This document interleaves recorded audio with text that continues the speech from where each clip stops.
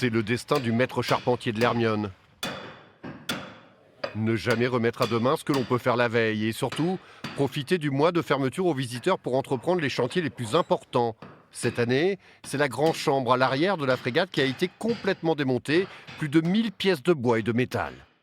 Ça n'a pas bougé. Ouais, ça c'est une bonne surprise. Et je pense que c'est de là qu'on avait les infiltrations d'eau en fait. Ah ouais. Par les mailles, Ouais. et puis ça venait le long de la gouttière et ça coulait après dedans.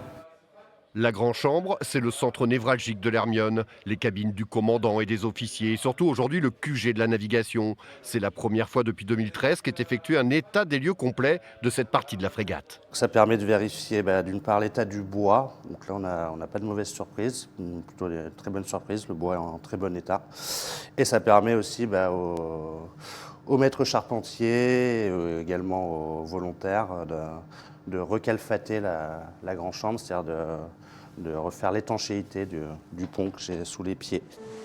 Pour mémoire, c'est ici que dormait Lafayette, c'est ici que s'est réuni pour la première fois le jeune congrès des premiers États-Unis d'Amérique. L'histoire se rappelle aussi que 2 officiers se sont battus là pour un foie de canard. Bref, la Grande Chambre, c'est un salon diplomatique et stratégique. Il faut imaginer que pour différents événements, notamment un bal qui s'est tenu à bord de l'Hermione à Boston en 1780, toute la Grande Chambre a été démontée pour que tout le monde puisse danser dessus. C'était une salle de réception aussi, quoi. Alors voilà, pour le côté officiel diplomatique de la chose, et accessoirement, durant les combats également, on pouvait démonter la Grande Chambre. La Grande Chambre et tout le reste. La première bridure est à gauche.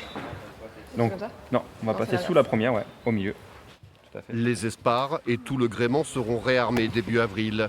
Anne, la voilière, bichonne ses centaines de mètres carrés de garde-robe. Car si aucune navigation n'est programmée cette année, les visiteurs, eux, sont attendus dès ce week-end à Rochefort.